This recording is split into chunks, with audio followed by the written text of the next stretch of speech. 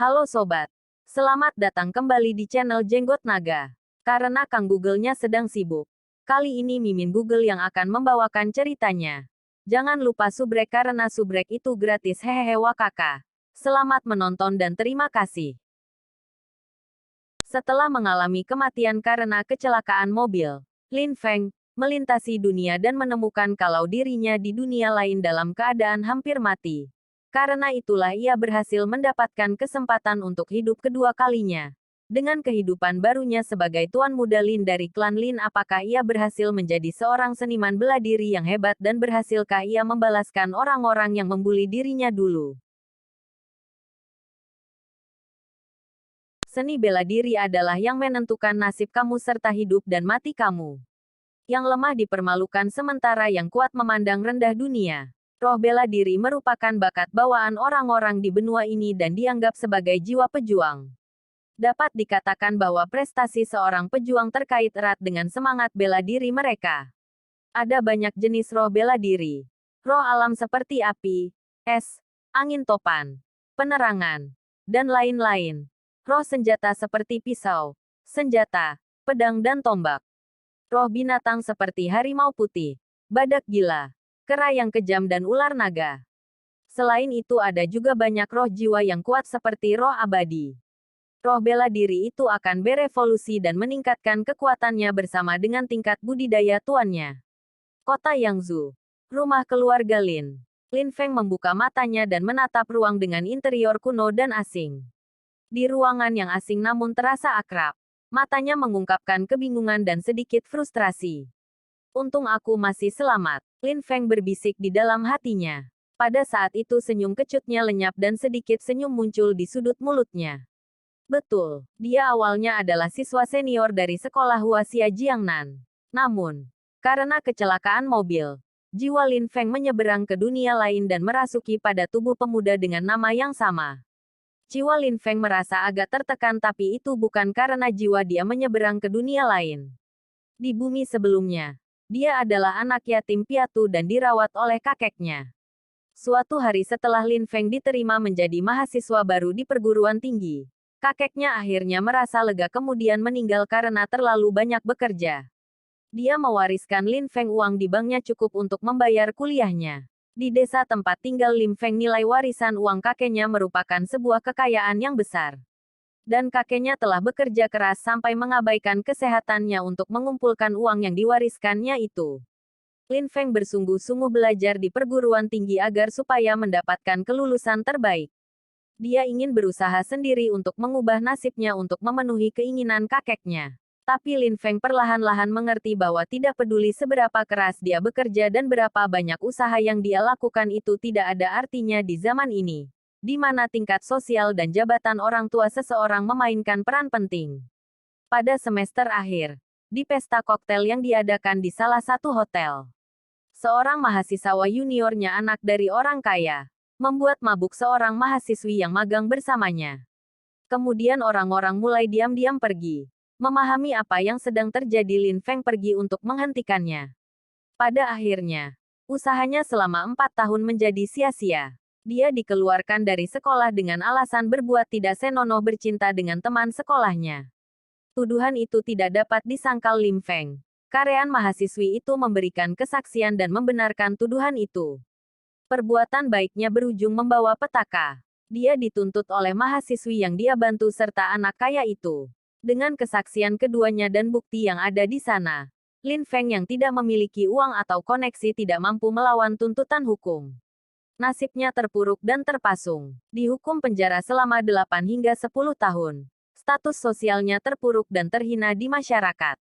Ketika dia melihat anak kaya dan teman sekolahnya sedang saling berpelukan dengan penuh kasih sayang di dalam mobil Audi, Lin Feng melompat ke arah mobil yang sedang melaju itu sambil tersenyum. Lin Feng samar-samar mengingat dua wajah yang menjijikan dan dipenuhi kekotoran dunia yang bejat ini. Pada waktu itu, Lin Feng tidak lagi memiliki kekhawatiran sedikit pun. Karena itu, dia tidak mempunyai beban ketika jiwanya menyeberang ke dunia lain. Yang menjadi bebannya adalah faktanya dalam kehidupan saat ini dia memiliki tubuh seorang tuan muda yang kurus dengan roh bela diri yang lemah. Tuan muda Lin ini yang memiliki nama yang sama dengannya. Awalnya adalah murid sekte luar Yunhai. Di Yunhai sekte dia sering diintimidasi oleh sepupunya sendiri. Dipukuli sampai hampir mati dan akhirnya diusir dari lingkungan sekte. Karena Tuan Muda Lin dalam kondisi mati suri sehingga jiwa Lin Feng berhasil mengambil kesempatan untuk merasuki tubuhnya. Karena aku berhasil mendapatkan kehidupan baru, aku tidak akan pernah membiarkan tragedi itu terulang kembali, kata Lin Feng sambil berbaring di tempat tidur dan mengepalkan tinjunya.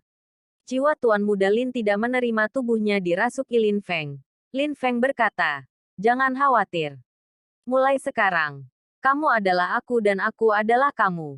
Aku tidak akan lagi membiarkan diri kita diintimidasi." Setelah menyatu dengan sebagian besar jiwa Tuan Muda, Lin Feng sangat memahami seperti apa dunianya saat ini. Yang kuat dihormati. Selama kamu memiliki kekuatan yang cukup, semua kekuatan dan pengaruh harus tunduk di depan kamu dan bahkan otoritas kekaisaran tertinggi. Dan bagi mereka yang berusaha untuk berjalan di jalur seni bela diri, mereka tidak hanya perlu memiliki bakat di atas bakat orang lain, tetapi mereka juga harus memiliki hati yang kuat serta kemauan yang tak tertandingi. Mantan Tuan Muda, Lin Feng, agak lemah tetapi dengan menyatunya jiwa Lin Feng dia sekarang berbeda. Lin Feng pada dunia sebelumnya lolos dari kematian dan menyeberang ke dunia yang berbeda. Selain rasa sakit dan penderitaan yang dia alami, kehidupan sebelumnya tidak diragukan lagi jauh lebih sulit daripada kehidupan Tuan Muda, Lin Feng. Seolah-olah jiwa Tuan Muda, Lin Feng, merasakan kemauan Lin Feng yang kuat. Akhirnya mulai perlahan-lahan menerima dan akhirnya dua jiwa menyatu bersama dengan sempurna. Saat kedua jiwa menyatu bersama, Lin Feng merasakan getaran jiwa dan gelombang kejut yang membuatnya pingsan. Waktu berlalu dan Lin Feng akhirnya membuka matanya lagi. Alisnya berkerut sedikit dan dia dengan hati-hati merasakan denyut jiwanya. Lin Feng duduk. Kesadarannya mulai terbuka dan suasana tertentu merebak. Lin Feng merasa bahwa dia dibungkus oleh bayangan. Apakah kamu mendapat kabar? Lin Feng si sampah itu masih belum bangun. Aku bertaruh dia hampir mati. Sampah seperti dia lebih baik semakin cepat mati. Dia mencoreng wajah keluarga Lin. Petik 2. Pembicaraan mereka di kejauhan terdengar Lin Feng namun dia tidak membuatnya marah. Sebagai gantinya, dia menunjukkan tatapan aneh. Suara-suara itu rupanya ditransfer dari jarak jauh namun dia sekarang bisa mendengar semuanya dengan jelas. Tidak hanya itu, dia bisa mendengar semua suara dalam beberapa ratus meter. Selain itu, Lin Feng merasakan bahwa visinya menjadi lebih baik dan dia menjadi lebih sensitif terhadap lingkungannya. Selain itu dia tiba-tiba memahami jalur seni penyatuan jiwa yang sebelumnya berkabut dan tidak jelas. Menggerakkan kesadarannya sekali lagi, roh ular kecil muncul di belakang Lin Feng. Tubuh kecilnya meringkuk. Ular ini yang ditertawakan orang dan dinilai roh sampah. Karena spesies ularnya tidak diketahui, dan tidak dapat meningkatkan kemampuannya. Roh kembar. Pada saat ini, Lin Feng tidak khawatir tentang roh ularnya. Ada ekspresi terkejut di wajahnya. Kemudian perlahan-lahan sedikit senyum muncul di wajahnya. Roh kabut hitam adalah roh yang baru terbangun. Meskipun dia tidak tahu jenis roh apa bayangan itu. Tetapi dengan roh ular, dia memiliki dua roh.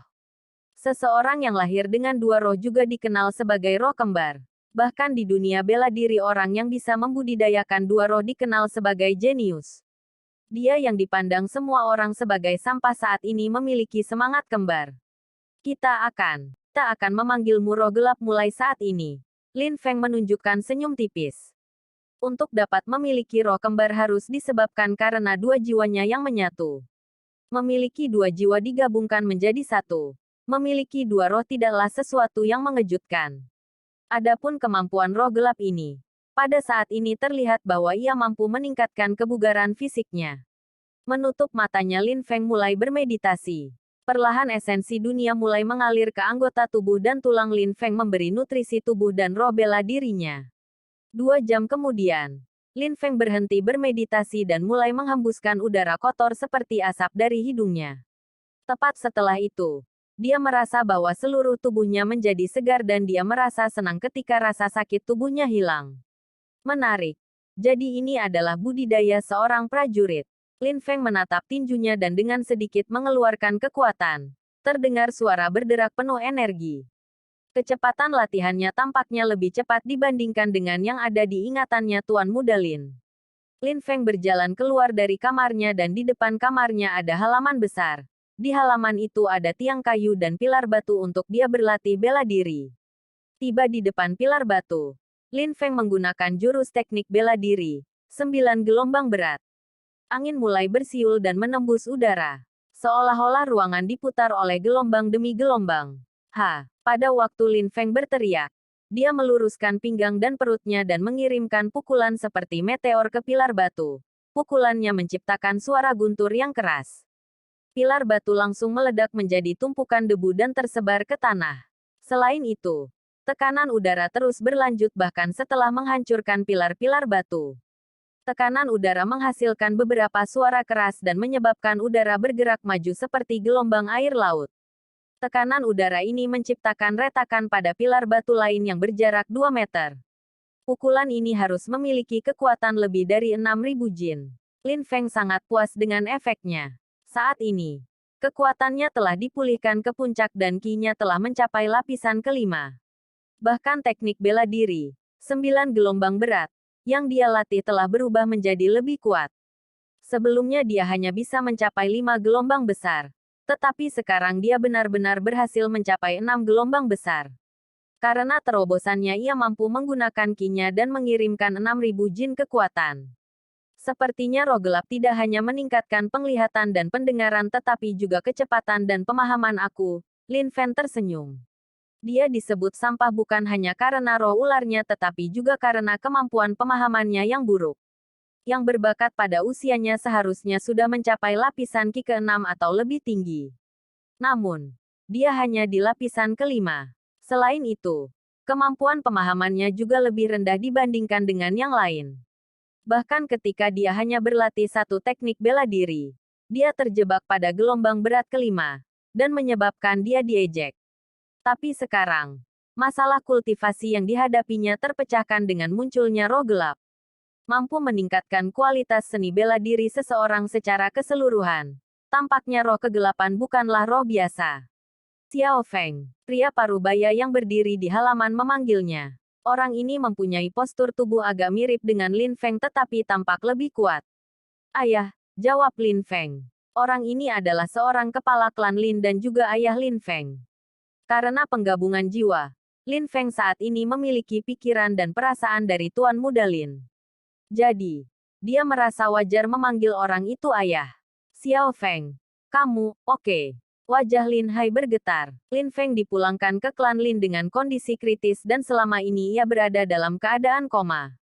Lin Hai sudah kehilangan semua harapan dan mulai mempersiapkan pemakamannya Lin Feng. Dia terkejut ketika melihat bahwa putranya hidup kembali. Bagaimana mungkin dia tidak senang? Ya, ayah, aku sudah benar-benar pulih. Lin Feng tersenyum ketika dia melihat betapa bahagianya Lin Hai. Ini memberinya perasaan yang sangat hangat. Ketika kakeknya meninggal dalam kehidupan sebelumnya, dia hanya menerima sikap yang dinginnya dari orang-orang sekitarnya. Dan dia tidak pernah menikmati perasaan hangat semacam ini sebelumnya. Bagus, bagus. Lin Hai dengan berat menepuk bahu Lin Feng. Sebersit cahaya melintas matanya saat dia melihat pilar batu yang berubah menjadi debu. Saudara-saudaranya sendiri telah mengincar dan menunggunya jatuh sehingga mereka dapat menduduki kursi kepala keluarga. Bajingan itu pasti merasa agak kecewa sekarang karena Lin Feng telah pulih begitu cepat. Lin Hai tiba-tiba memancarkan ledakan aura dingin, menyebabkan Lin Feng merasa tubuhnya membeku. Ayah memang petarung yang kuat di lapisan jiwa. Hanya dengan mengirimkan auranya, dia akan dapat membekukan orang-orang di bawah tingkat kekuatannya. Kata Lin Feng dalam hatinya. Di jalur seni bela diri, lapisan pertama adalah Qi. Hanya dengan secara perlahan mengarahkan esensi langit dan bumi ke tubuh seseorang. Menyempurnakan asteris-asteris teks asli oleh penulis. Cuilian asteris-asteris, dan melatih roh bela diri kamu. Orang dapat membentuk Qi. Setelah itu seseorang akan melangkah naik ke lapisan jiwa. Di lapisan jiwa, orang akhirnya bisa mempraktikkan hukum seni bela diri. Orang yang mengasai hukum bela diri akan lebih kuat dari siapapun dan hanya dengan satu langkah dia bisa membunuh orang. Dan Lin Hai adalah salah satu ahli di lapisan jiwa. Xiao Feng, siapa yang melakukan ini? Wajah Lin Hai suram. Ketika Lin Feng dikirim pulang, dia dalam kondisi kritis. Ini membuktikan bahwa lawannya memang menginginkan kematian Lin Feng. Dan faktanya memang ada. Lawan memang menginginkan kematian Lin Feng. Not, Lin Feng. Dalam hal ini adalah tuan muda asli yang meninggal. Ayah, tolong biarkan anakmu menangani masalah ini sendirian. Lin Feng tidak memberitahu Lin Hai bahwa dia terluka oleh putra paman ketiganya, Lin Heng. Di keluarga Lin, paman ketiga dan paman tertua telah bersekongkol dan selalu mengidamkan kursi kepala keluarga. Bahkan, dalam hal kekuatan dan pengaruhnya, mereka tidak jauh lebih lemah jika dibandingkan dengan Lin Hai. Ditambah fakta bahwa bakat alami Lin Heng agak baik dari Lin Feng dan dia adalah salah satu siswa berprestasi dari Yun Hai Sekte. Inilah sebabnya Lin Heng berani dengan semena-mena melukai Lin Feng. Lin Feng harus membalasnya sendiri kebencian ini. Dalam seni bela diri tidak boleh menyerah atau akan berakibat menjadi penghalang bagi kemajuan pelatihan seorang pendekar. Lin Hai tampak agak terkejut pada putranya dan pada saat ini, dia melihat bahwa sikap Lin Feng telah berubah dan matanya tajam dan tegas. Dia tidak lagi menunjukkan perasaan bahwa dia lemah dan putus asa. Sepertinya insiden ini adalah berkah tersembunyi. Lin Hai merasa bahagia dan mengangguk. Pergi dengan aku ke pertemuan keluarga besok. Aku ingin melihat bagaimana mereka akan menendang aku dari posisi aku. Petik 2. Malam hari. Di hutan bambu ungu keluarga Lin. Lin Feng duduk bersila di tanah dan di belakangnya ada kelompok bayangan hitam. Bayangan yang hampir sepenuhnya menyatu dengan kegelapan itu memang adalah roh kegelapan. Saat berlatih, Lin Feng menyadari bahwa ketika dia menggunakan roh kegelapannya, kecepatan latihannya lebih dari 5 kali lebih lambat. Karena itu, dia harus lebih bertekad lagi dan mengabaikan tambahan kelelahan mental yang muncul saat menggunakan roh gelapnya selama pelatihan. Karena Tuhan telah memberinya kesempatan kedua, maka dia harus memanfaatkan hidupnya dengan baik. Di benua ini, hanya yang kuat yang dihormati dan dikagumi oleh orang-orang dan dapat melakukan apapun yang mereka inginkan. Cahaya putih redup yang bersinar cerah dalam kegelapan melilit tubuh Lin Feng. Cahaya ini hanya muncul ketika esensi langit dan bumi telah mengembun sampai batas tertentu. Ketika berlatih esensi langit dan bumi akan memiliki tingkat berkumpul yang lebih cepat di sekitar tubuh orang-orang yang mempunyai bakat lebih. Dan Lin Feng berada dalam kondisi seperti itu saat ini. Lin Feng bernafas dengan tenang dan tampak damai. Esensi langit dan bumi mengalir melalui tubuhnya dan larut dalam pembuluh darahnya kemudian memperkuat tulang dan fisiknya. Setelah waktu yang lama, cahaya menyala dan tubuh Lin Feng tiba-tiba menjadi seperti lubang hitam. Dan dalam sekejap ia menelan seluruh esensi langit dan bumi ke dalam tubuhnya. Saat membuka matanya, seberkas cahaya melintas di matanya. Lin Feng berdiri dan tersenyum simpul. Dia telah menembus ke lapisan berikutnya dalam satu malam. Sekarang ia telah mencapai lapisan Qi ke-6. Namun Lin Feng masih merasa tidak puas. Dari ingatannya, dia tahu bahwa 9 lapisan Qi hanyalah titik awal seni bela diri. Para ahli seni bela diri yang sesungguhnya mampu terbang di langit dan melakukan perjalanan melampaui surga tertinggi. Bagaimana tidak merasa senang dan bahagia jika bisa seperti itu? Dalam kehidupan sebelumnya, mempunyai kemampuan seperti itu akan dilihat sebagai dewa. Berpikir tentang hal itu, Lin Feng mulai mengayunkan tinjunya dan suara siulan keluar. Semburan energi gelombang sesaat menyebabkan bambu di sekitarnya meledak. Qi dipisahkan menjadi 9 lapisan. Dengan setiap peningkatan satu lapisan, kekuatannya meningkat 1000 jin. Saat ini, ia berada di lapisan Qi ke-6 dan memiliki kekuatan 6000 jin. Dan jika dia menggunakan teknik bela diri, 9 gelombang berat, yang telah dia latih hingga gelombang ke-6, dia akan mampu mengirimkan kekuatan 6500 jin. Namun, itu masih belum cukup untuk Lin Feng. Jika dia bisa berlatih sampai gelombang ke-7, dengan gelombang ledakan yang saling menyusul, akan dapat menghasilkan kekuatan 7000 jin yang akan setara dengan kekuatan murni seorang pendekar di lapisan Qi ke-7. Di bawah kekuatan ganas lebih dari 6000 jin, bambu ungu yang rapuh meledak tanpa henti. Seluruh area menjadi seperti gelombang lautan dan lolongan kepalan dan yang tersisa hanya bayang-bayangnya. Kecepatan gelombang pukulannya melambat. Dan Lin Feng melihat salah satu bambu tidak meledak tetapi malah bangkit kembali. Teknik 9 gelombang berat dibuat berdasarkan prinsip gelombang laut. Setiap gelombang akan lebih kuat dari gelombang sebelumnya dan itu mendominasi. Namun, tidak peduli seberapa mendominasi itu, gelombang itu juga memiliki sisi lembut. Hanya ketika ketangguhan dan kelembutan bergabung bersama, itu akan menjadi kekuatan gelombang yang belum pernah terjadi sebelumnya. Tercerahkan, tinju Lin Feng tidak lagi terus mendominasi. Tetapi sebaliknya, sekarang kadang-kadang sulit tetapi kadang-kadang lembut. Kiat, Lin Feng berteriak sambil mengirimkan pukulan. Boom, boom, boom. Suara ledakan pecah. 6 gemuruh, 7 gemuruh, 8 gemuruh. Bambu ungu yang tersentuh oleh gelombang Qi semuanya benar-benar berubah menjadi debu. 8 gelombang kuat. Lin Feng menarik tinjunya dan mengambil napas dalam-dalam saat dia melihat area yang sekarang kosong di depannya. Setelah mendapatkan pemahaman tentang teknik 9 gelombang berat, ia mampu menembus 2 tahap dan mencapai gelombang ke-8. Harus diketahui bahwa teknik bela diri menjadi semakin sulit untuk dilatih saat mencapai tahap selanjutnya. Bagi orang-orang di lapisan Qi kelima, akan mudah bagi mereka untuk memahami hingga gelombang kelima.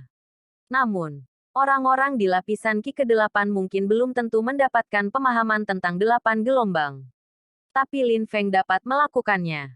Sekarang aku seharus memiliki kekuatan 7.500 jin dan ketika selesai menguasai teknik 9 gelombang berat, aku sepenuhnya memahami prinsip menggabungkan ketangguhan dan kelembutan bersama-sama. Lin Feng merasa senang di hatinya. Teknik bela diri akan menjadi semakin sulit untuk dipraktekkan pada tahap selanjutnya tetapi kekuatan teknik akan menjadi beberapa kali lebih kuat. Dia sekarang memiliki kekuatan 7.500 jin. Bahkan jika dia menghadapi seorang pendekar di lapisan Qi ke-7, dia masih bisa bertarung menghadapinya. Lin Feng di masa lalu dipandang rendah oleh orang lain karena dia bahkan tidak bisa menang melawan pendekar lapisan Qi kelima biasa. Tapi Lin Feng sekarang sudah berbeda. Oke sobat, cerita ini akan kita lanjutkan di bagian berikutnya. Semoga kita diberikan kesehatan, rezeki harta yang melimpah. Amin ya robbal